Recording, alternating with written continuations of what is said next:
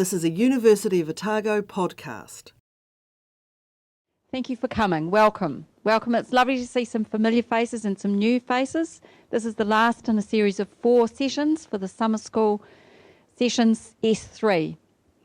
S3, we write that as 3 like the exponential 3, because I think with summer school sessions you're really getting that much more. We want to offer summer school students and people who are around at this time much more than what you would just get from a simple education, from coming and doing a summer school paper. You're actually going to engage, you get that, the growth, the intelligence, the curiosity, the stimulation, all that kind of thing. I'm blundering along, aren't I? But I hope you buy this, because this is what we tried to do, this is what we want to do, and I think that's what we have done. So it's lovely to welcome our guests tonight for the last in this series. We will be offering some more later in the year. There's some fabulous conversations have been started, and we'd like to continue some of those and develop them. So we just have a slight communication failure here with our third guest, but that will be Professor Mark Henaghan. So when he turns up, I'll introduce, well, I can introduce him now, can't I? Even though he's not here. Let's hope he comes. He's the Professor of Law, Dean of the Law Faculty, who specialises in family law, law related to children, and human genome law, among other things. He's written numerous books and articles, and is very well known for his warmth and humour. He's also known to Wikipedia, which tells us he was born in Timaru and had a cameo role in the New Zealand film Scarface, where he played himself. So given that that movie's about 20 years old, that's quite telling. Yeah, exactly. So it's actually So anyway, really, really delighted that Mark has agreed to come and speak with us tonight, so I'm sure he will turn up. Oh, here he comes now. Here he is now. That's great. We also, it's also my pleasure to welcome Associate Professor Claire Freeman to our session tonight. She's a social geographer and a planner with a special interest in children and the environment. She directs the Master of Planning and Geography and is on the editorial board of several journals, including Children's Geographies. Of her 7 published books, 4 concern children and the environment, and her edited book coming out soon is on childhood in New Zealand. In 2012, she was awarded a Marsden grant for her research project, Natural Neighbourhoods for City Children. So Claire has her own very interesting perspective on children. Bridget, it's lovely to welcome you here too, Bridget. Bridget Irvine is a PhD student in psychology, where she's studying child witnesses in the New Zealand criminal justice system. This is clearly an important area for work. She's also a research coordinator of the Innocence Project, assisting those who've been wrongfully convicted. So she's got these 2 things going on. But tonight she's here to discuss her work towards creating a legal environment that both promotes reliable testimony and is acceptable to legal practitioners. Her project involves 3 stages. The first, researching professionals who interact with child witnesses on a daily basis about their perceptions of the barriers that children face. The second, welcome Mark, have a seat. Please have a seat. No, that's fine. I'll get you a drink in a minute.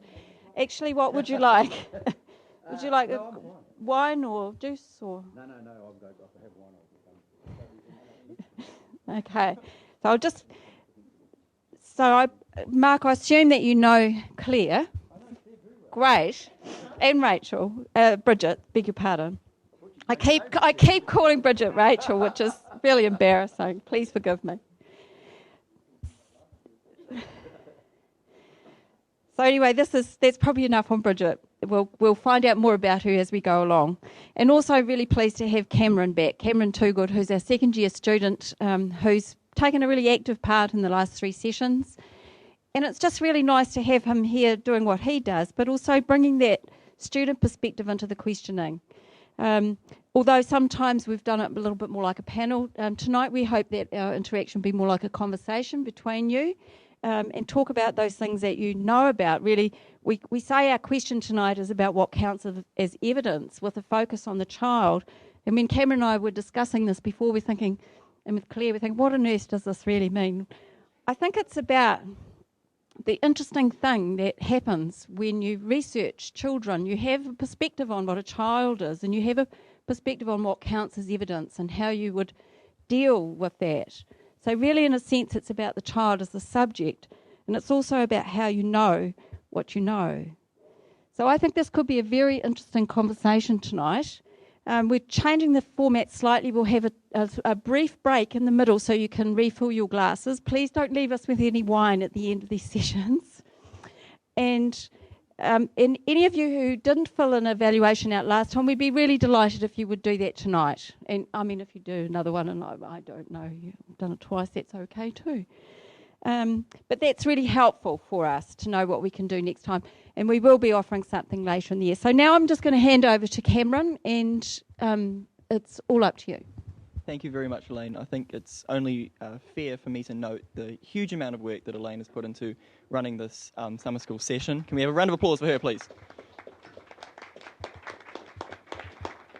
This will be the last one of these sessions, and they may end up going along into the year, but they've just essentially been an experiment to try something new and try something which engages people with the professors and bring them really closer to their research and to the researchers that we have at the University of Otago. So what I'm going to do is I'm just going to go around you guys and hopefully get you just to talk about what your research is involved in at the moment, and then I'll start leading some questions and get you all to talk about things. So if I can start with Mark, please. Oh,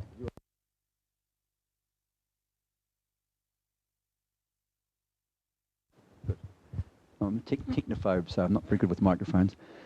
Yeah, I think the issue that we're going to look at today, and it's really great to have you here, Bridget and Claire, is a lot of legislation and law with regard to children says we must do what's best for the child, and that always sounds very lovely. Everyone says, oh, well for the child, best interest of the child. It's a nice phrase which makes us all feel very good. But then when you start to talk about it, people have quite different ideas about what's best for children in any one situation, particularly in the area that I do a lot of work in when parents break up. And what we used to do years ago was we used to do it much more on a kind of a homespun moral basis. Years ago when parents broke up, we didn't really base it on research. We based it on what we thought practically and common sense and the way the world worked, what was best. So generally speaking, if the children were very young, they'd go to mum. Because we thought, well, mothers bring up children. I mean, society's changed, obviously, so mum would have the child. And if the child was a girl, then mum would have the child pretty much automatically. And when the child got a wee bit older, and if it was a boy, when boys got a wee bit older into starting the teenage years, they thought, well, dad might be a good option here because boys need to know manly things, so dad could be a good option there. So we had what we called the mother principle and the father principle. They were very basic principles. And they worked quite well for many years, really. And then we moved into an area which I know myself. I wrote my honours dissertation on this way back in the late 1970s. We thought that these principles or rules of thumb were too simple. We needed something more sophisticated, and we needed some more evidence. So what's really best for children? So we introduced the social sciences into the arena. And of course, they came charging in. Great for them, some more work. Not only lawyers were making money out of people breaking up, but psychologists would make money out of children, people breaking up. So when they came, and we thought they would provide the answers. Well, as we know from research doesn't provide the answers. It provides lots of interesting insights, and there were many different points of view from the research. And so we had, you could find in the social sciences the answer that you wanted. Some social scientists would say, look, it's really best for children to have both parents really closely involved as much as possible after the breakup. Others would say, well, no, that's not the way to go. We actually need, research shows that it's better to have what they call the psychological parent, the parent the child's most closely associated with. Let them make all the decisions, and the other parent isn't as important, because if we preserve the relationship with that parent, the child will be much happier. So we had a lot of different evidence to go on, and that's really the issue, I suppose, as to how much weight do we put on that evidence when the studies themselves have all been done legitimately, and we'll get Bridget to talk about the studies that she does in psychology. They all show examples and they draw conclusions. But like all studies, I suppose, and it's always the thing that's fascinated me, first of all, you have to design the study, and Bridget will talk about how you do that. Then you have to obviously ask the questions and do your observations and draw conclusions from what you've seen as to what you think is working. And all those things require value judgments. I mean, none of those things are neutral. That's why we call it social science rather than physical science. They're all things you have to draw conclusions from. And people looking at the same thing mean, some of you listening to me will think that guy's making no sense at all. Some of you will think he's making some sense, and some of you think he's a raving lunatic. And you're all probably right, because, again, you're drawing your conclusions based on your observations of what I'm talking to about you now. So you do get insights, but I've always thought those insights are important to... So that's the first limitation, I think, with social science. They're insights of people who have drawn observations carefully as they can from what they've seen. The second limitation is that's based on the study that they've done. So they've looked at these people and the reactions to these people to the situation with these.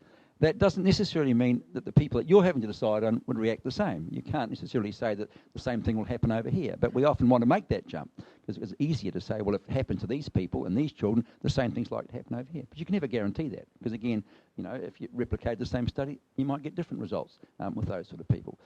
So I've always felt that social science is important to understand how some people react in certain situations when people observe them. But that's about as far as you can take it.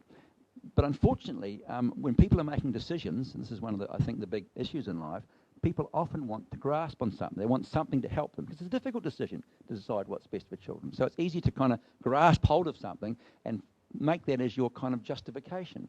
And judges and lawyers and people think, well, if a social science study says it's better that children have a lot more time with their fathers, that'll do. That'll do. We'll grab that and we'll use that as our basis for this particular decision, even if the relationship in this particular case is not working at all for the child and may be detrimental. So the danger is that people take an insight, build it up to be the answer, and then apply it to a situation where it may not be directly applicable. And so that's the real risk, I think, with what I call social science evidence. I think the better way to put it is that social science research, and all good social scientists will tell you, and I'm sure Claire and Bridget, it's work in progress. You never have. If they had the complete answers, the university would stop tomorrow. I mean, it's ongoing, and lying behind it, I think, is the most important. I'm glad that we've got people here from public theology. Lying behind the social science is always moral choices. You can never get away from that. We always like to think there'll be an answer out there.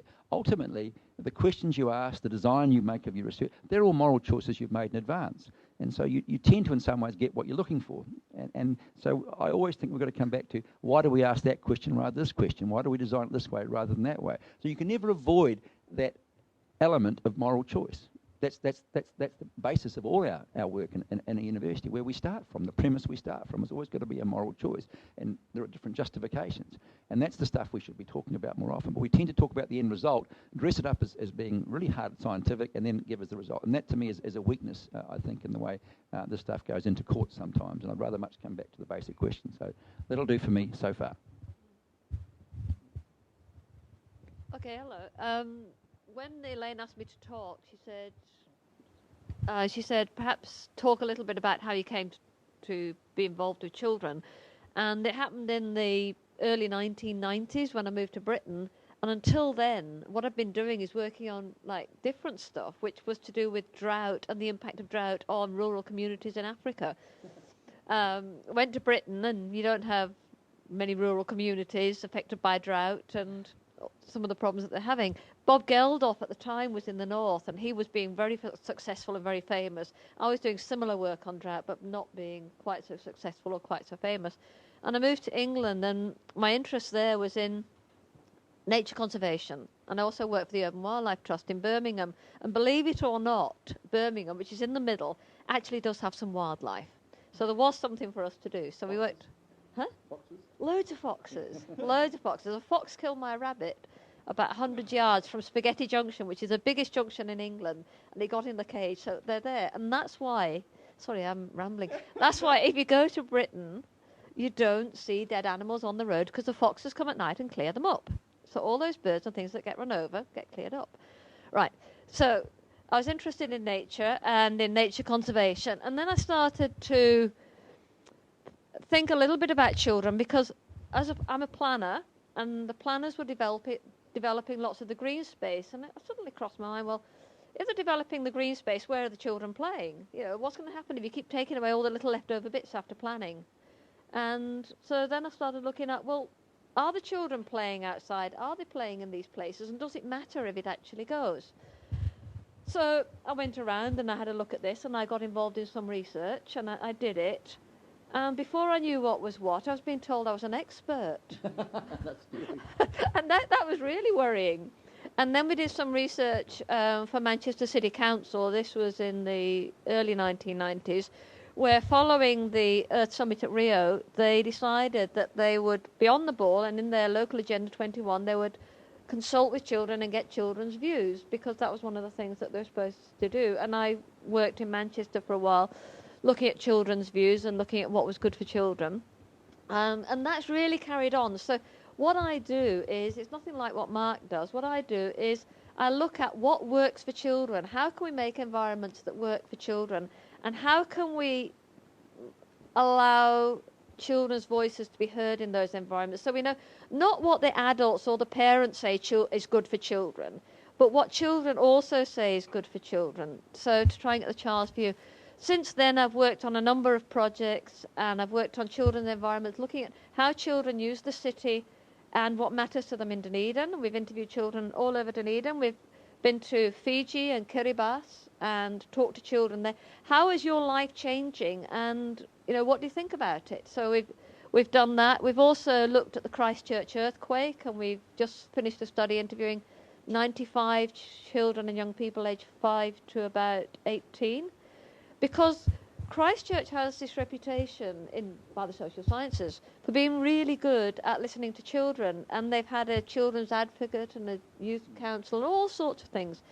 But then when the earthquake came, it was very noticeable that we weren't hearing children and young people's voices. All right, it was a disaster and there's no precedent, but the Children's Issues group got together and said, look, we want to know what children's voices are in this. So we did some work on that. And as Elaine said, we've just got some money, quite a lot of money, to look at children and nature in the city, because there's this idea being put about, which has got some legitimacy, that children are suffering from something called, have you heard of it, nature deficit disorder? That if you don't have enough nature, you have ADHD, you have obesity, you have all these sorts of things, and it's really bad for you. Well, it may be really bad for you, but do children see themselves as being nature deficit disordered? Or is that an adult interpretation of what's going on? So that's some of the things we were looking at. So why planning? Why am I as a planner on this panel? It's pretty obvious why Mark's here. It's pretty obvious why Bridget's here. But what's planning got to do with children? And I think there's a couple of things. One is that the way we make the environment, the way we make the places that children live, means it affects their well-being, and it means that they either have a voice or that they don't have a voice. So, for example, planners think about schools, they think about creches, but do children spend all their lives, or skateboard parks, do they spend all their lives in a skateboard park, which is mainly only boys of a certain age, or in creches or in schools? No, they also live in homes. Planners never think about children when they're looking at homes. They never think about children when they're looking at shopping. How many children go shopping? And courts. Children go to court to have some of the most important decisions of their life made about them. And yet it's not necessarily a child-friendly environment. The other thing is hospitals, a little bit that's done. But what about hospices? Children, parents can die in hospices, their grandparents can die. How do we plan that environment so it's a more natural and they can have a better relationship with the person who's in the hospice? So my work is about bringing children's views to the fore and giving children a voice. And do you mind if I show you some pictures? Is that all right? I don't know if you can see them. Look, perhaps if I can have a picture holder. So I don't deal with evidence, but I deal with information. And what is it that children are telling us, okay? So there's 3 things I want to talk about children telling us. One is that if we make an environment that works for children, that they're comfortable in and they're visible in, because children in much of our lives and in much of the city and much of the environment is invisible.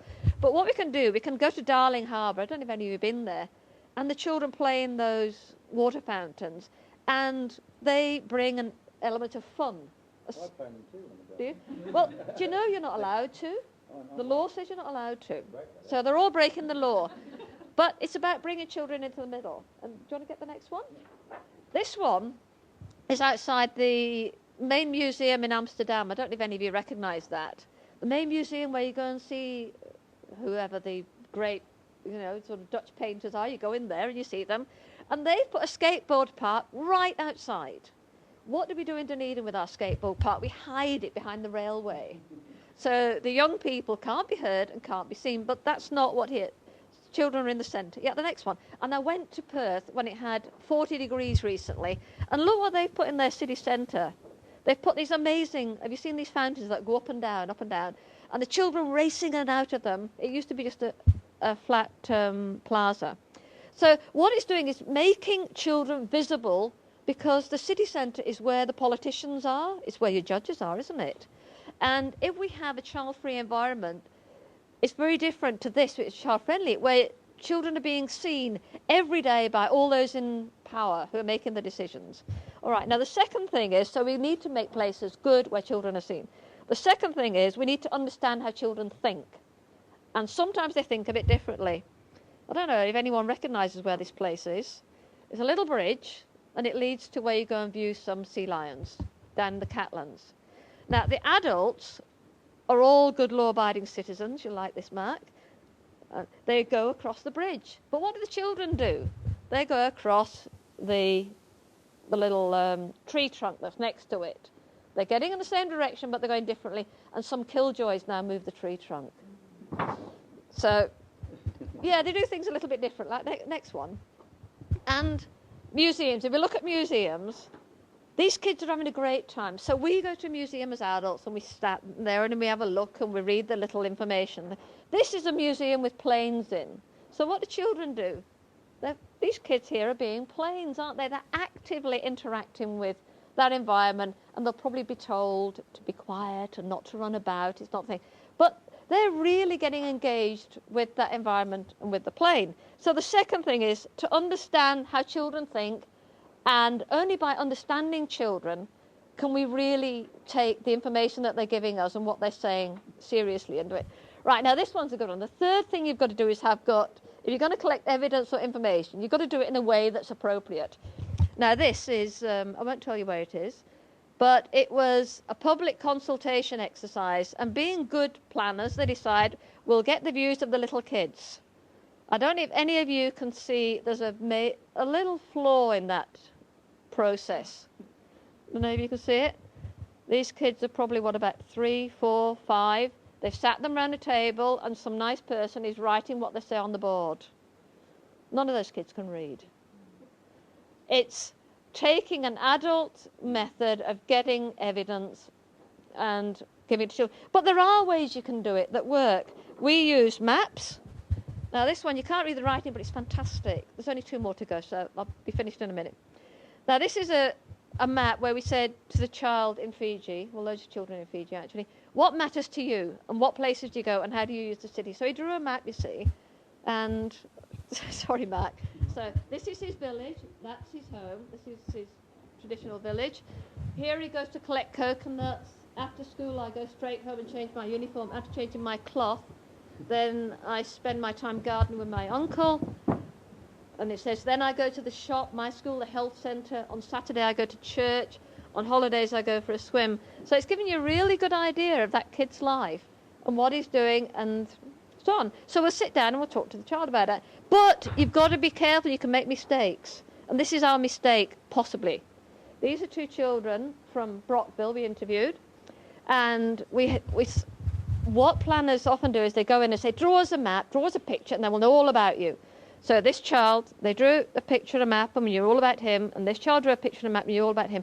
This one, well, we don't get much from that one. This one, all the roads are there, all the paths are there. He's got all the people he knows on his map. He's got the tracks where he walks. So you say, this child, if you just looked at that, really knows his environment really, really well. This child, he don't really know much. But, and this is the big but, these are twin boys. They live together. When we talked to them, they both knew as much, they both had the same sort of social connections, they both did the same sort of things, but if we just judged them on what they produce on a bit of paper, we would be badly misled as to their knowledge. So what you've got to do, you've got to use different ways of doing it, and the most important thing is to talk to children. And my last point, I can sit down now, there's no more pictures, is I often get asked, how do we know, and this is the planners asked us, how do we know that what the children are telling us is right? How do we know that it's the truth? How do we know they're not making it up? And in my experience, children generally don't make things up. They're very accurate. Where we've interviewed them and their parents separately, they generally tell you the same things. And they're also very respectful of the restrictions sometimes parents put, and they're very understanding of why the parents want them to do things. So we've generally found that the evidence, if you call it that, from children is really good and really accurate and really valid. Yeah. Thank you so much. And now I'll just pass on to Bridget to talk about what you've been studying and working on. Cool. So this is probably a good place for us to switch over. So I come at it from a different perspective, and I'm a psychologist, so we do pose a lot of questions, and I'm also, I guess, young and just starting out, and I'm really hopeful that by the end I'll actually have some answers. Probably won't, but so I agree with you in that we're at a point in the court, I look at court stuff, and that our evidential interview, so that's when a child's made an allegation against a crime or something like that, they're taken in an interview, and what we find is that we've got pretty good standards these days, and people are pretty good at interviewing. They're following best practice guidelines, and kids probably are being pretty accurate in there and those sorts of things. So from a psychologist's perspective, we argue that the problem with children in a court, it's not about whether they can give evidence, it's about the accuracy and the quality of the evidence they're giving. And arguably this is coming either pre their evidential interview or post their evidential interview. So I look at both of those in two pretty different roles, really. We've just started up the Innocence Project in the New Zealand branch 3 months ago. So we're very much in sort of the beginning stages. But the Innocence Project is a concept that comes out of the United States. And they've been going for sort of 20 years now. And so the Innocence Project, it's lawyers, students, academics who offer a pro bono legal service to people who argue they've been wrongfully convicted but have run out of sort of their natural appeal process. So they've sort of come up against all those hurdles and they've got nowhere else to go, basically. So they're at a point in the States where they're at about 303, I think, yesterday, have been exonerated. Got some stats there. They've served on average 13.6 years for a crime they didn't commit. 18 of those are on death row, so they were heading for a bad conclusion. 70% of those are black, which is disproportionately represented the United States. And some of these people have served around 30 years for sort of crimes they didn't do. So they use DNA, so we know that they didn't commit these crimes. They test DNA later and they are conclusively exonerated. So they've started looking at the reasons why we sort of get these sort of crimes. And there's things like false confessions, improper sort of forensic science, government misconduct. But 70% of those cases are due to faulty eyewitness testimony. So this is where sort of kids come in, because often with kids, they are the only eyewitness testimony in a case. They're really reluctant to bring kids in unless they have to. So they're often the only evidence that's coming into court for a really serious crime. Predominantly it's for sexual assault sort of allegations. So we're sort of starting to look at, this is just a new area, and actually once you raised the question, I sort of started to think that prior to a testimony, we really need to be careful what's happening with our eyewitness testimonies. So they can be influencing factors such as individual factors, so their age, things like we have a race bias, so you're better at identifying someone of a similar race. Intoxication, probably not, hopefully, for children, but what else have I got? A whole lot of sort of individual factors that are going on. We also have environmental factors which influence eyewitness testimony, so that's sort of low light. I don't know, does anyone know the David Doherty case? Yeah, David Doherty was, how long ago was 93? Before. Yeah, so anyway, David Doherty was accused of a rape of an 11-year-old complainant and served sort of 3 years, and then he got out and they fought for a long time to clear his name. And it was based, there was sort of DNA stuff going on as DNA was sort of starting to come in, but this little girl heard a voice and thought she recognised it as her neighbour David, asked him, "Are you David?" and the perpetrator said yes. And then later she saw the perpetrator in low light and used that as sort of conclusive eyewitness testimony. So if there wasn't the DNA, in a lot of cases there aren't, this is the predominant evidence going to court. The other thing we have happening with eyewitness testimony is the factors afterwards. So especially with kids, it's a term we call the misinformation effect. So it's when people are exposed to information post an event which influences their memory, because unfortunately our memory is extremely malleable. So this is things like information in the media, discussion with someone else who witnessed a crime, or discussion with someone else, and that's often mum. So this sort of stuff arises with kids, with the McMartin preschool case, which sort of was out of the States. There was a bit of hysteria around the 90s with allegations of sexual assault in preschools, and it sort of spiraled out of control there. And similar things sort of happened with Peter Ellis, and there's still a lot of people who are fighting to clear his name for those sorts of allegations. So this is one area that I think evidence from children, while I think they can give evidence, it can be really tainted. The other side is post their testimony, and this is my PhD is based on this, and it's looking at how we cross-examine children. So a child provides their allegation, which is an evidential interview, and then that's played back to court in lieu of their direct examination. So they don't have to come to court to tell their story again. And this is to sort of deal with things like memory decay with the delays. Our court system's not hugely fast, so it can be sort of a year before they come into court. But the problem is they do have to go back on the stand to be cross-examined by the opposing counsel. So what we've done laboratory research that looks at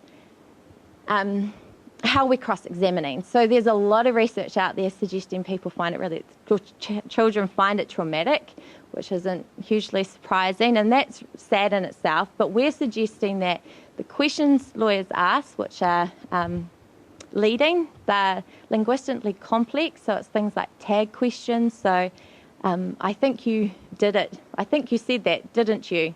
That didn't you takes it to a whole new level of complexity. I don't think that's a word, of complex for a child. And the other one is credibility challenging questions, which we specifically look at. So that's saying, I don't think you're telling the truth.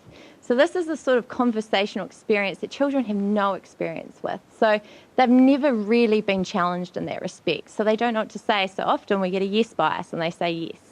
So what we do is we argue that we're not going to change the lawyers, the way they're asking the questions. There's a whole lot of proposals out there. Do we educate judges?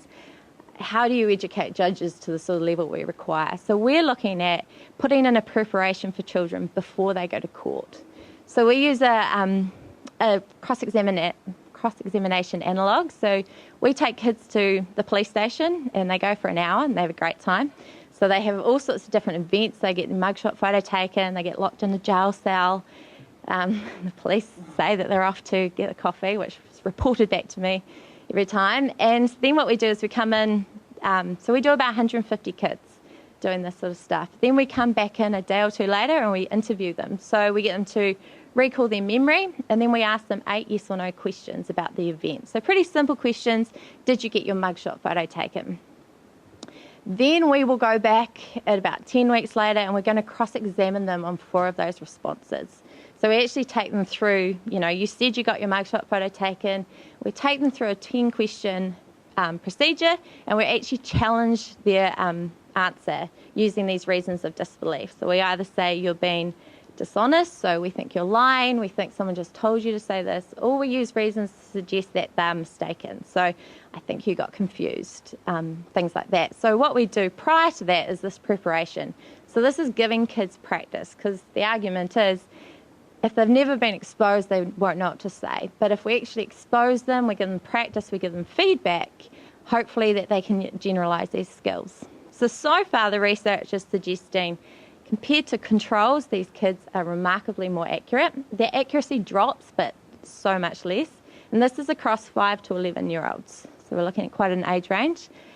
We've identified a timeline, so we should be giving it within sort of 1 or 2 weeks of their cross-examination, which has issues in the courtroom with sort of delays and things. We also thought you can't predict the sort of question lawyers are going to ask. So we actually looked at, are they generalising the skill, or do they need practice on those exact questions? And the data's just in suggesting that they are generalising these skills, so they can actually conceptualise the concept we're trying to teach them. We've also, which is interesting from a legal perspective, we've identified the credibility challenging questions they find most difficult. So you would think it would be the questions saying, I think you're lying, I think you're just telling me to say this, but we actually find kids are quite prepared to tell us that's not true. But when we suggest that perhaps they got things mistaken, they're just getting confused, that's when they're acquiescing to our suggestions, which is more concerning because juries are more likely to buy that. If lawyers are, they're not attacking, but they're just sort of putting a subtle suggestion, juries are going to take that. So that's kind of where I currently am. We're about to start looking, because this intervention will have no practical sort of use if it's helping children who aren't telling the truth maintain these lies. So that's sort of the next step that we're trying to get ethics to sort of start looking into. So from a psychologist perspective, our approach isn't about whether they can give evidence or how it's about whether they're giving good and quality evidence in court.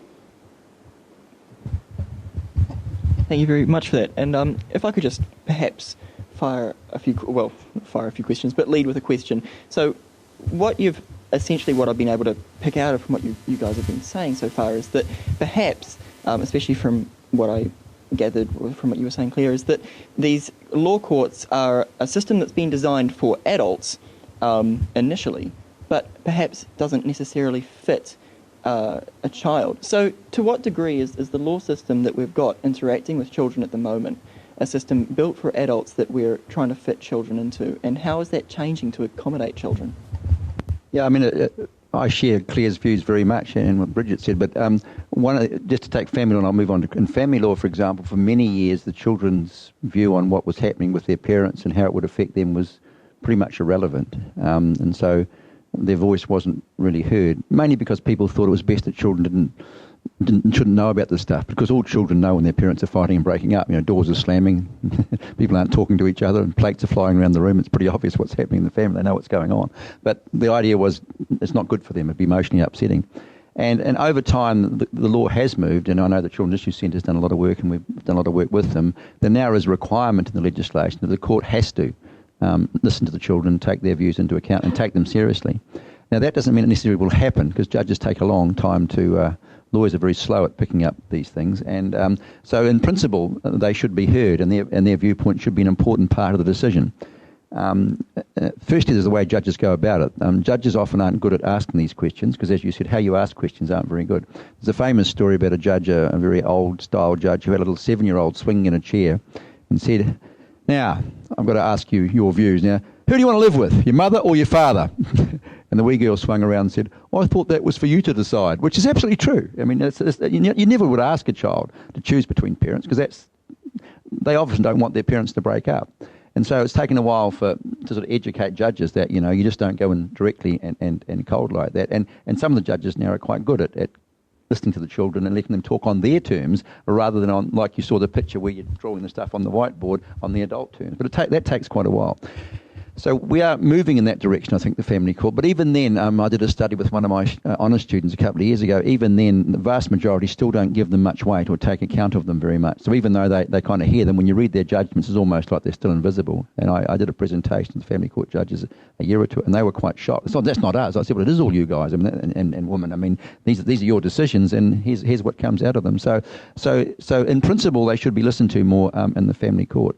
In the criminal courts, there was a movement done, and I remember working with people in psychology on this, to make it a bit more user-friendly for children, whereby, for example, they didn't have to face...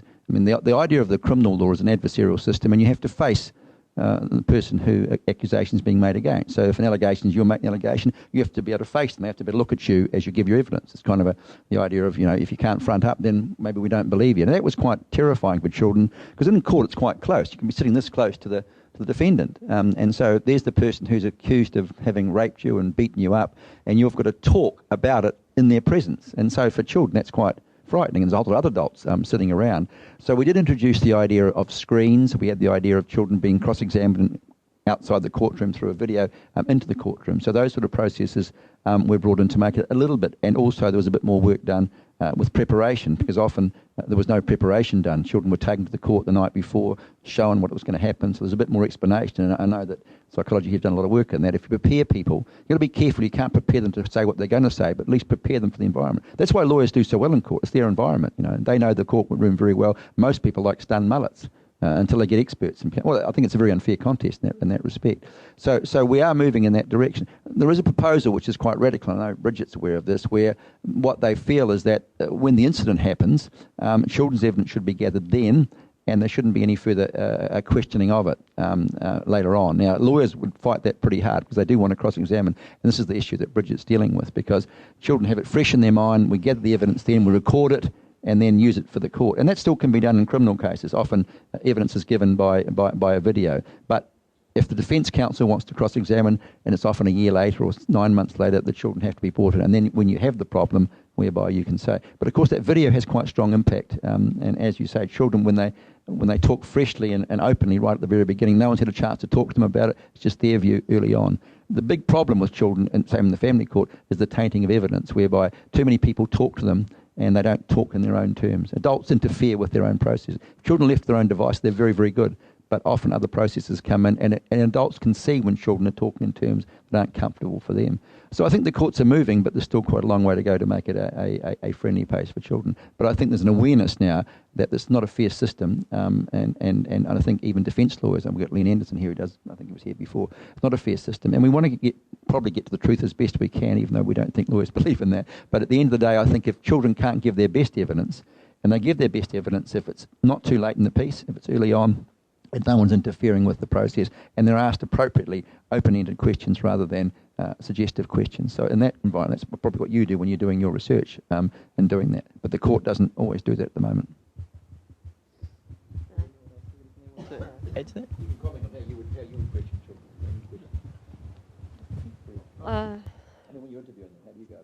Yeah, one of the things that we find quite important is that if you're going to talk to children, you're going to talk to children in a place that they're comfortable. And we often talk to children, for the Christchurch earthquake, we talk to some of the children at home. Some of the children are in class. Sometimes it can be really quite a challenge. We interviewed children in one school, and what we did was we were trying to get some what we call objective evidence, as it were, where we could actually count. So what we did with the children, we want to know, how connected are you to the place where you live? How socially connected are you? And you can think about this for yourselves, if you can do it.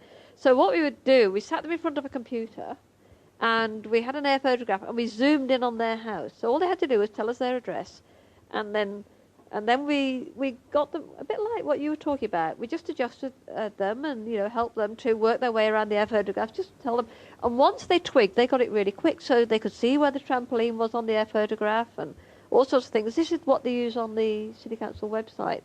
And then we said, right, can you tell us everybody you know in your neighbourhood and point to their houses and things? And they did it really, really well. And that way we could actually quantify really easily. When they said, I know loads of people, do they actually know loads of people? And yes, they did, or they didn't. But it needs to be a place and with a person that they're comfortable with. That's the most important thing. But this particular day where we did it, it was at a rural school in Dunedin. There was cooking going on in the classroom. And this particular school, we just did it in Corner. And the children were really distracted because they were doing this whilst kids were, getting these, the boys, sorry, this is a bit stereotyped, but the boys had, J-cloths. And they were having J-cloth wars with these things, the girls. It was so stereotyped, it was a bit ridiculous.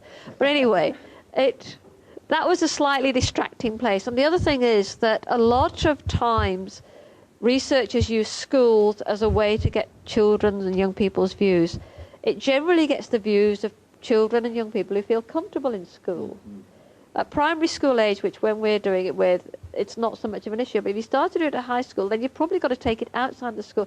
It needs to be somewhere where they're comfortable and they feel okay with it, and they're talking to someone who is easy with them.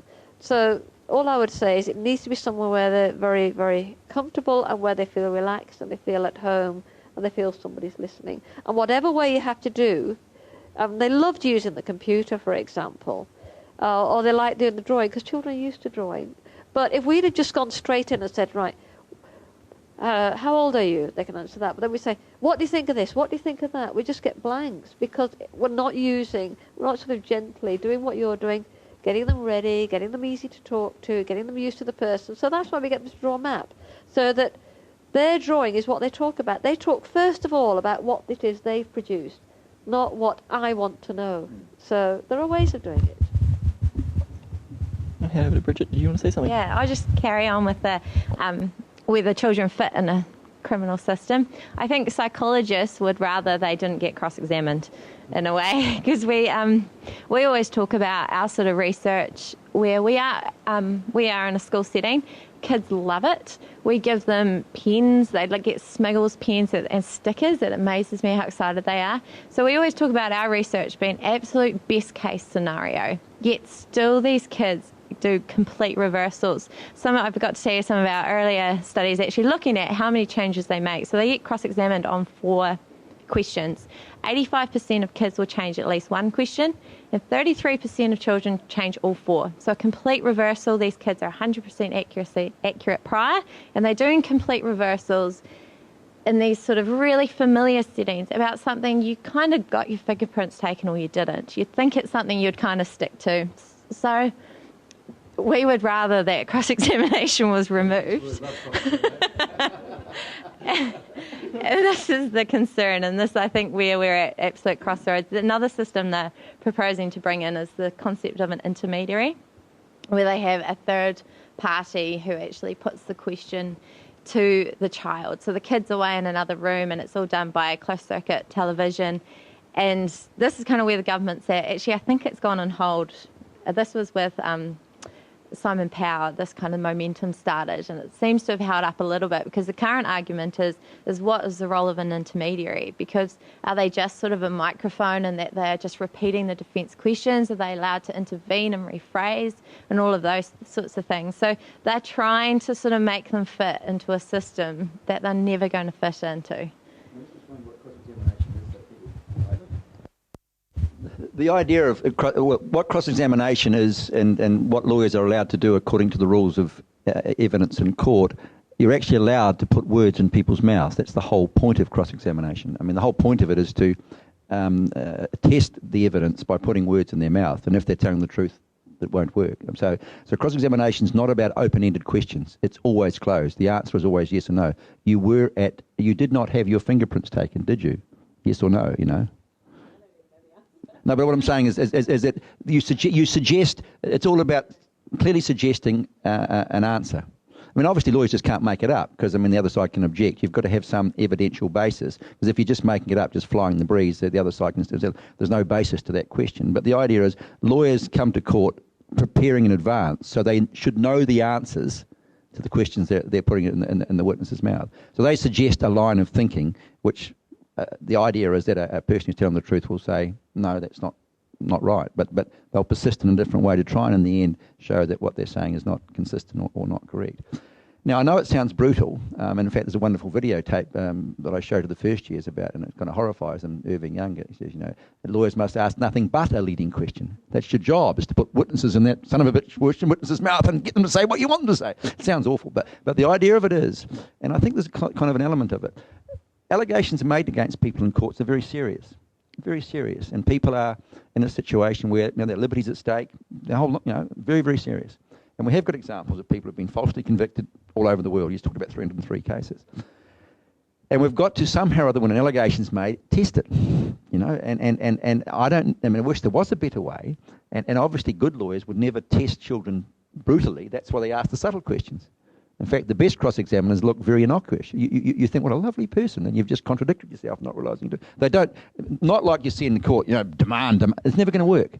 It's the subtle question where you actually say something that, the jury picks up or the judge picks up, that's inconsistent. So maybe what you're saying isn't quite what you thought it was. So they do it very gently, but that's what lies behind it. But if you took that away, then the allegation stands. How else are you going to test it? And if you let the intermediary put the questions, then the lawyer isn't able to do what they're meant to do on behalf of their client. That's the conundrum, because if they can't put those questions, then the defence can't fully run their case. And if they can't fully run their case, we're going to run a much more risk, in my view, of convicting more people who may well be innocent, particularly in these cases which involve allegations of where it's one person's word against another. I'm not saying children make this stuff up, but when it's one person's word against another, it's very important to have some testing in those particular cases. It's an awful conundrum, but if you water it down too much, I just think we'll get a lot more convictions. The conviction rate in rape cases and sexual cases is very low, much higher in physical, where you've got physical evidence, much higher. 80-90% in murder cases, basically. But in these cases, involving much lower, because it is harder to get the evidence. There's not objective, there's not the kind of hardcore, unless there's DNA and other evidence to back it up. So that's a bad sign, but then I don't think we correct that by kind of making it easier to convict a whole lot of people, because we can get some of them wrong. And the system's always based on the view that, it's better, and I do believe this, and it's something a lot of people don't like. I've told the victim support group that it's better that one innocent, 99 guilty people go free, so to speak, and then one innocent. And I strongly believe that. It's a hard price to pay. I might feel different if it was my own child that was in the witness box, perhaps, but it is a price to pay, because I've just seen enough situations where people do get evidence that's not correct, and if you can't have a good lawyer to test it. So if we can find another way to test it, that would be great. And I also think that it does depend very much on gathering the best possible evidence, not just relying on the child as the only witness. If you can get other DNA witness, other circumstances, if you can build the case up in other ways, it's not all coming down to the child being the only witness that can give the key evidence in the particular case. I mean, good investigation to try to protect the child from that. It seems tough to be the child, it's all up to you, baby. You're 5 years old, you're going to win that's ridiculous. I mean, a 5-year-old shouldn't even be in the court, hopefully. Hopefully we've got enough evidence in other ways. So I think maybe trying to improve that, we put all the evidence on that, make that easier, and we don't look at the whole picture. So that would be one of my views about it. I think there's other people in the audience want to say something. We'll take a question now, and then we'll go to a 5-minute break. Shall we? Would you prefer? All right. One thing that's really important here is understanding the role of discourse in shaping responses. Because children are not in the same discursive space as adults. They're trying to learn what they ought to say in a certain set of conditions. And their best clue to that, the one they've been using ever since they first began to form words, is what does the most obviously competent adult in this situation say about what I'm talking about? Because I've got to learn how to do what that adult does. So if you present yourself as the most powerful adult in a situation, the child is caught, because if what you say about the situation is not what they would say, or not what they originally said, they immediately question themselves, am I getting this right? And whereas an adult can say, well, actually you've got an agenda that might not be my agenda, and your question and your statement is coming from your agenda, and I don't share that, and so I'm going to stick with what I said because I know you're trying to put me off. That kind of reasoning about the discursive situation is beyond the child. But the danger, Grant, I think, is what say that child has been influenced by another adult before they've gone to the witness box. I totally agree, and that contamination of evidence in child abuse cases is, of course, a real conundrum that Elizabeth Loftus and others had to look into very, very closely. But I also think we do have to think seriously about this whole process of cross-examination of children. It's not testing the evidence. It's putting them in a very difficult discursive situation, which an adult can be more or less trusted to deal with, depending on their level of social skill. And that, of course, is a lot less for marginalised and deprived and abused adults than it is for others.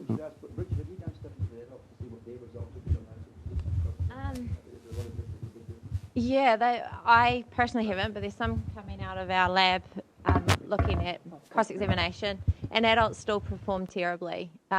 There's also an issue, older adults are performing worse as well.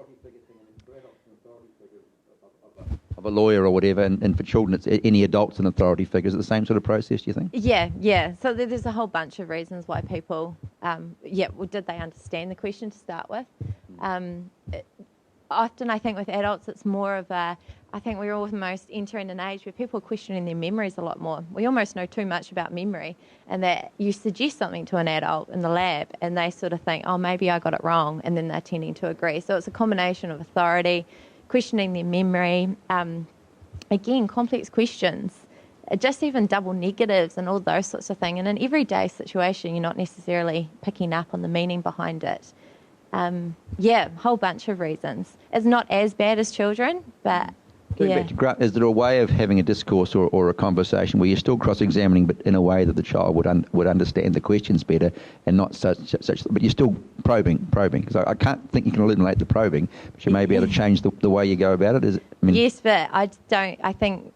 Lawyers wouldn't want to do that. They've always got an agenda, so they are trying to talk a child out of their response. Yeah, they are. They're trying to discredit them. So to do that, they're trying to get them to reverse their testimony, which the child will.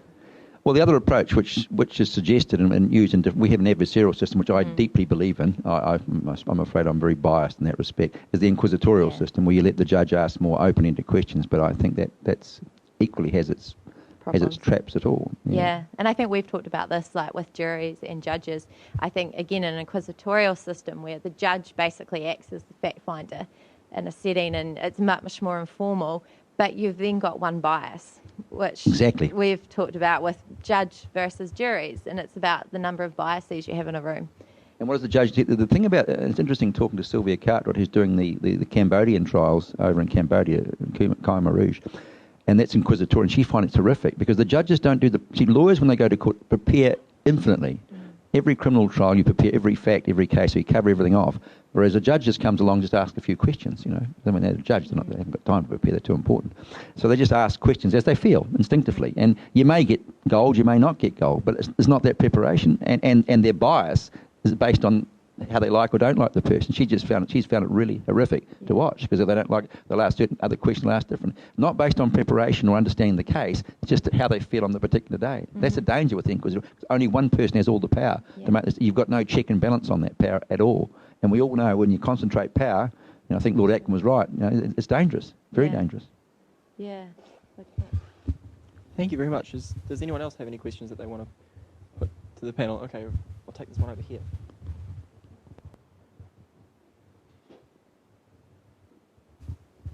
As one of a beleaguered minority, I think. As asking, I just want to make a couple of comments. Now, I went to a conference recently where a psychologist gave a paper talking about wrongful acquittals, which to a lawyer is just nonsense, because the person is acquitted because it hasn't been proved. And I think that rather said something about the view of that particular psychologist, particularly in sexual abuse cases. Now, I think two things have to be remembered. One is that we think often about questioning in terms of whether the witness is being honest or not, and a lot of these tests will deal with that. But there is also questions of perception, and identity is an example where the honest witness gets it wrong, which often makes it very difficult. Identification has been proved, you'd think it would be reliable, but in fact it turns out to be very unreliable. But I think one of the issues that when Mark talks about the rate of convictions for sexual cases in particular, I think one of the problems is that the police are frightened not to bring them. So that when somebody lays a complaint, it will almost now go right through the procedure where it goes to court. There's no filtering out as there would be in a thing like a burglary or something, where if there isn't enough evidence, it wouldn't get started. They're too scared not to bring them.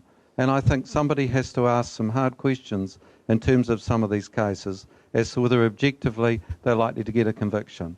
Because in a situation where one person alleges it happened and the other person says no, it didn't, nobody's prepared to make a judgment call as to whether this is something where the jury might or might not believe it. And it's very hard, of course, because if the police say no, we're not going to proceed, they're going to get enormous criticism heaped upon them. But you see these cases that you just know haven't got a chance of being successful. And you've got to ask, if it happened, what benefit is there to the complainant in going right through that whole process when you can reasonably predict what the outcome is?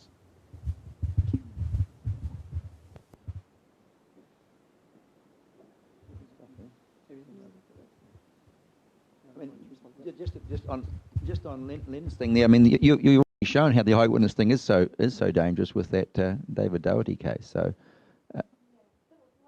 I don't know this, but I guess I agree from an adult perspective, but from a child's perspective, predominantly the complaint goes against sadly the father or the grandfather.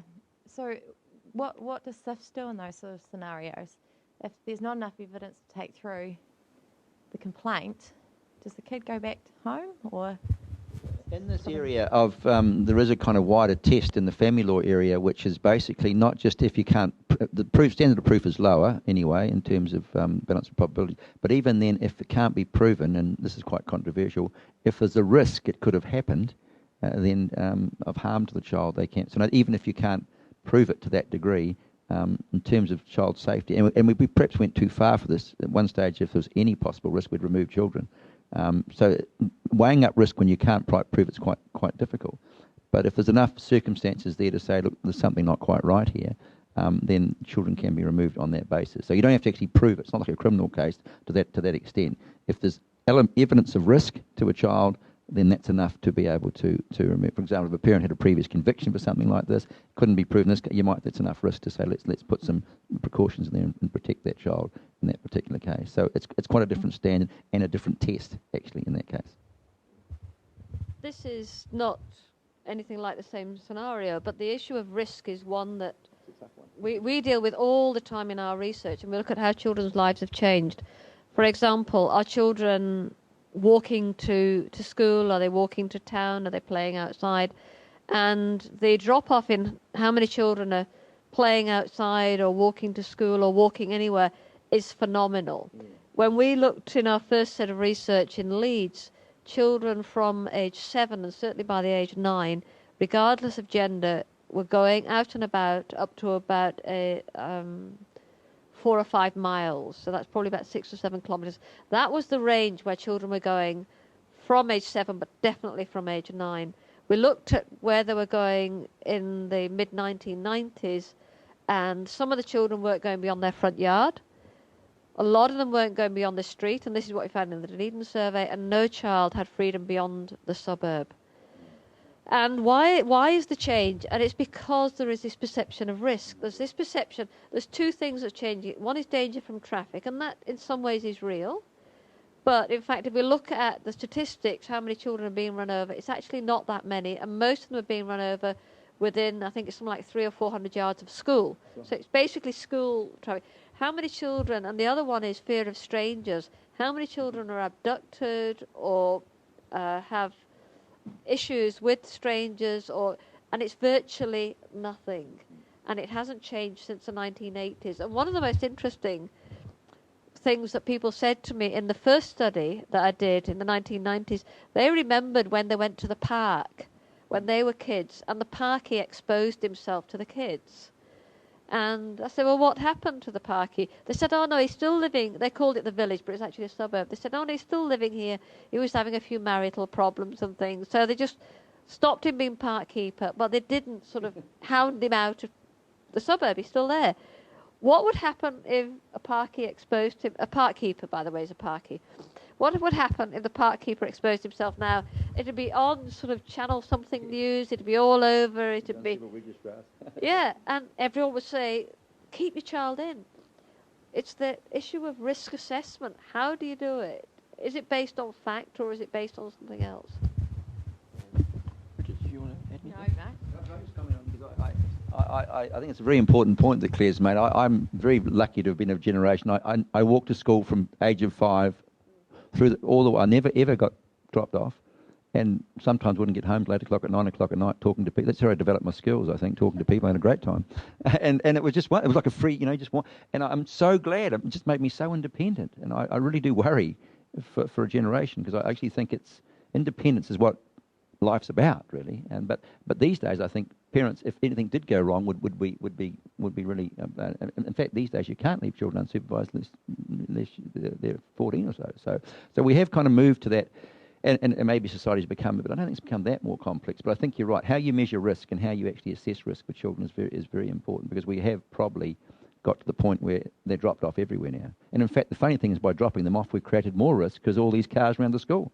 There's no cars outside the school. When I was a kid, you could do handstands on the street. Now it's the cars coming up and down, dropping them off, that knock them over. It is. And the SUVs, particularly tall, children particularly small. Sorry.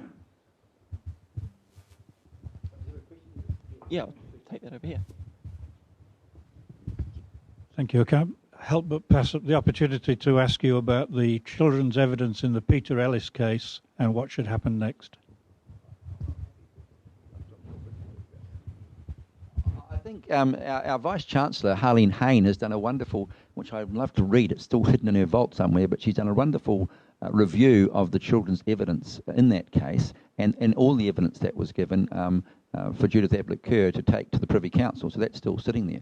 There are two things. One is that there was a rule of evidence at the time, which has now been removed, thank God, and that said that a psychologist or psychiatrist could give evidence in the court about what they saw were risk factors. In other words, they can give evidence about if children behave in certain ways, that's an indicator that they've been sexually abused. Now, that's been taken out. It was Section 23G of the Evidence Act. So they could say if a child's a bit irritable, comes home and wets its bed and acts in a certain way, that's an indicator they've been sexually. But it could be an indicator of a whole lot of other things. So it's evidence given by an expert which has powerful effect on a jury when they're assessing a case. They go, and I know the expert who gave it, she's, what was her name? She's a friend of mine. I was on a committee with her. Very good-looking psychiatrist. I'd have believed her. I believe everything she said. God. Fantastic, but she was very she was a very good speaker and very persuasive, and she didn't actually do the research on this. This had come from overseas, so it's very dangerous when you draw general. As I said at the very beginning, you say these sorts of behaviours indicate this could have happened, and I think that was the first thing that I think influenced, and she was a very influential factor. The other thing I think with the Peter Ellis case was that the evidence of the children was edited, and so the jury didn't see the whole picture. So children said some things and they said lots of other things. The things that sound kind of outlandish were edited out. I think that's bad too. I mean, again, it shows judges not having faith in juries. If you see the whole picture, you say, oh, right, well, maybe there's something I've got to read. If you only see a little snippet of something, like anything, it's not the full picture. So I think that was a big mistake, and I really think the courts should have, and the Court of Appeal should have ruled on that and said that's not really appropriate. So it was in the early stages, so getting experts in, again, because people didn't know what to do, so an expert would tell us whether to believe the children or not. That's not the story, it's for the jury to decide. And secondly, if you edit evidence and don't see the whole lot, any edited version of anything is going to give you the wrong picture. So I think those two things meant that there were distortions. Plus you had the sort of paranoia. Plus I think poor old Peter Ellis, who I met actually, he's a lovely chap.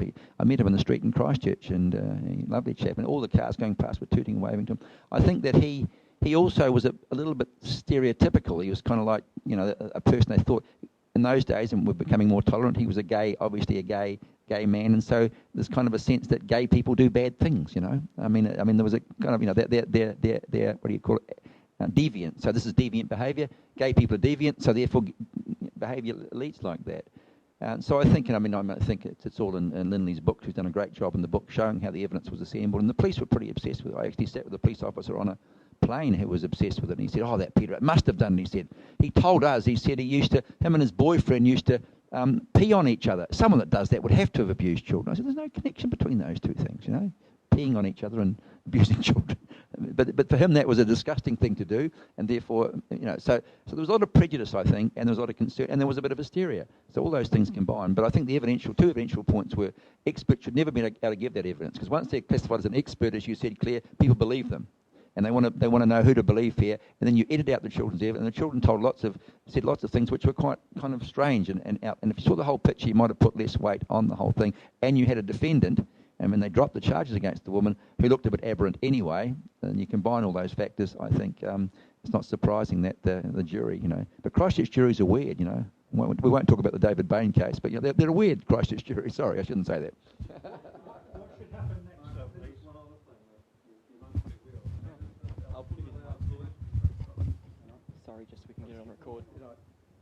Sorry. Ellis wouldn't allow his lawyer to be criticised on appeal. And those evidential issues, that's where that came in, because basically he had an inexperienced lawyer defending him, and that was Legal Aid's fault, because they asked for Nigel Hampton, and Legal Aid refused to grant it because it was only a Category 2, despite the fact it had serious consequences. You've got 4 levels of Legal Aid, and it was only a Category 2, and they wouldn't allow Queen's Counsel to lead. But Peter Ellis was very loyal towards his lawyer, and I think which tied the lawyers that took it on appeal, their hands were a little bit tied because of that, because one of the issues in relation to those evidence was that I think that it should be said that the lawyer should have insisted on rulings so that those issues could have been looked at on appeal. But by and large, the appeal court couldn't look at it because of the way in which the original trial was run. And unless you claim your lawyer is at fault, it's very difficult to argue those issues later. And so you've got somebody who's loyal towards their lawyer, and I think it leads to an unfair result. I'm trying to twist Bridget's arm to see if they'll look at that for the Innocence Project, because I think that it is. I think it is a case well worth it. Sorry, as Bridget said, or you can comment, Bridget, because you can comment on the Innocence Project. So we've just started the Innocence Project here, and that's kind of a case that I think we're all interested in. But yeah, the problem is Judith's got it, and isn't she meant to potentially take a Privy Council to the Privy? The application's made for the Privy Council done away with, so she wants to go to the Privy Council. Yeah, so the Innocence Project, predominantly we go for a royal prerogative mercy, so anyone can kind of submit that, but we do have lawyers and stuff who work on it, and so that goes to the Governor-General, and then it gets either a pardon, very rarely, one I think, or gets sent back for a retrial, which is kind of where we would be aiming, I think, Director. They wouldn't get a retrial now, but I think the real issue is that because she's got this petition to go to the Privy Council, and that process is still being worked through, that until that's finished, and hopefully they'll get some result with Harleen's done a wonderful job in terms of scrutinising how the evidence was just now knowing what we know now. There was a lot of unsafe things about the evidence that the jury relied on to decide this case. So, but until that process is finished, and I don't know why it's taking so long, then we can't really do too much about it. But I think it is a crucial case. Yeah. Oh, I've got a question over here. This one. Thanks. So Claire talked early on about the development of physical spaces, but since kids are increasingly inhabiting virtual spaces, how much overlap do you think there is in the characterization of what makes a good virtual space, and where there are differences, how do you think these impact on the court system for both Mark and Bridget?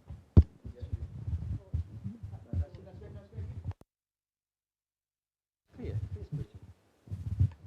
but the bit about the court wasn't mine. So, yeah. Okay. We often get asked that.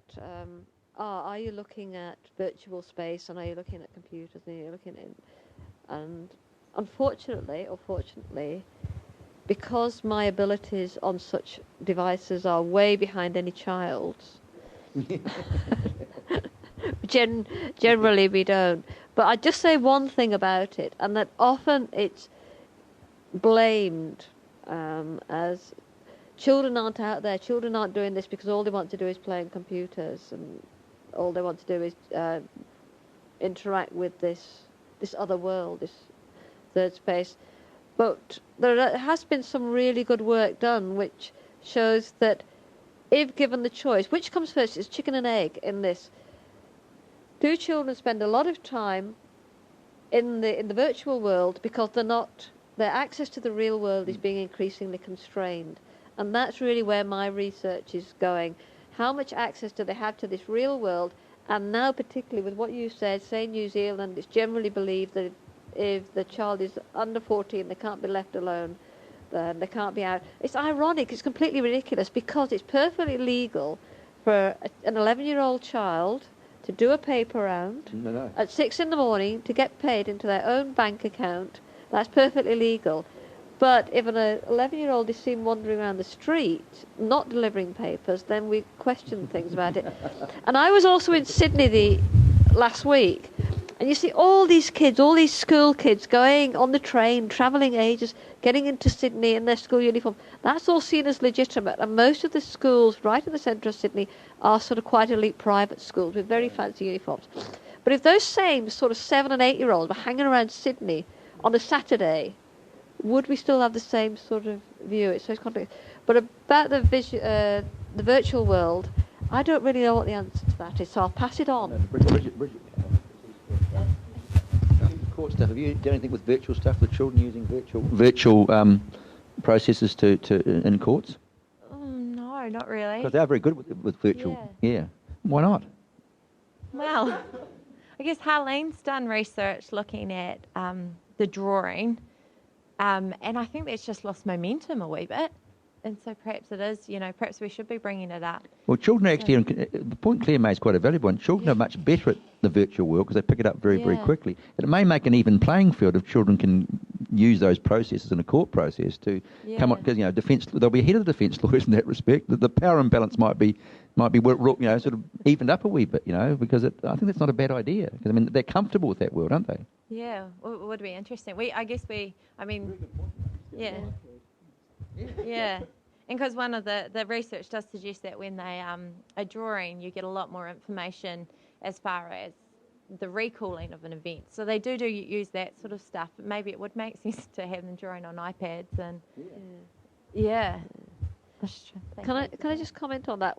One of the things we were asked a lot about our research, we're using 9 to 11-year-olds, zooming in on their photographs onto their house. They had to be able to conceptualise the environment they lived from up in the air. And we did about 90-something children. Only 2 even remotely struggled with it. They found it really easy. And this is nothing to do with this talk, but I was sitting with a friend of mine who's adopted 2 children, both of whom have got Down syndrome. And there was a Down syndrome little boy, age 4, and he had an iPad, and he was playing on that iPad with my son, who's 11.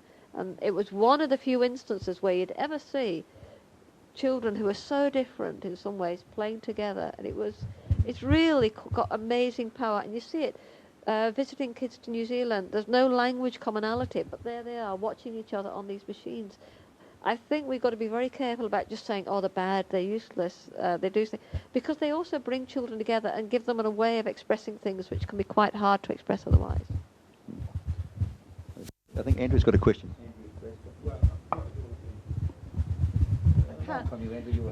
Can't resist one question from Andrew. I was just interested in the role of the media in this business about risk increase. Is the kind of sensational reporting, is that one of the things you're talking about that's kind of increasing people's sense that the world is much less safe, when in fact, in reality, it's not? Like the McCann case, for example, which was appalling and horrific, but actually the way in which it was just wrung out week after week after week. Yeah, and still is. There's sightings in New Zealand every month. Is that, is there anything can be done? Sorry? Is there anything can be done to kind of encourage a bit more responsible reporting and that kind of thing? Well, I talk a lot, not about reporting, but I talk a lot to councils and community groups. And one of the messages I put across, but it's also a bit dangerous in a way, is that actually we're probably living in an environment that is safer than it's ever been before. In the society, in many ways, is safer than it's ever been before. But you do get the sensationalist reporting, and by and large, so what I'm trying to say is, look, the city is safe. Most of the places are safe. Schools are safer. In fact, one of the places and I talk a lot about children's rights, but one of the places where it's hardest for children's rights to be put into force is actually within the family. Children. We talk about children's voice, listening to children, but what goes on behind closed doors can be quite something else. But certainly in the work I do in the changes in childhood, a lot of it is put down to sensationalist reporting. And what you're actually doing by some of these things, like no child should be left alone under 14, you're actually undermining children's capacity. So I show pictures from the 70s where children are out and about using the tubes in London, going out and about, and that's how they learn independence, they learn time management, they learn social skills. Who should we talk to? Who should we not? Who's a dodgy-looking person, or whatever the PC word is, and who's not? We're actually devaluing children's skills by some of these things. And also, then what happens is that societal pressure. Why is your 5-year-old down the road on the bike? And that societal pressure becomes.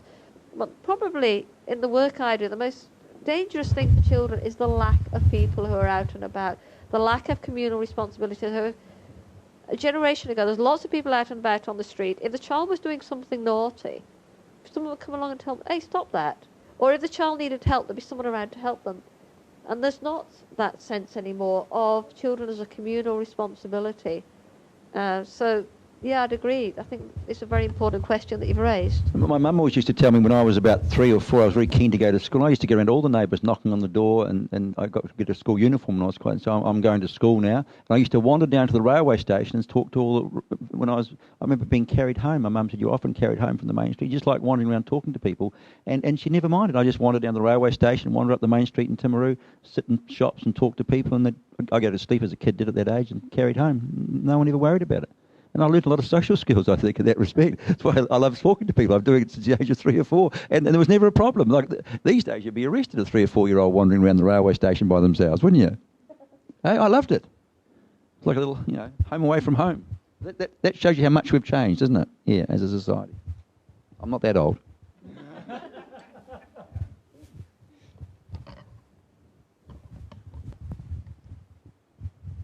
Do you want to say anything? You very much for all of you for coming out here tonight, and to the 3 of you, you've been fantastic speakers, and it's been a real privilege to listen to your opinions and the things you've been studying. It's been fantastic, so thank you very much for that.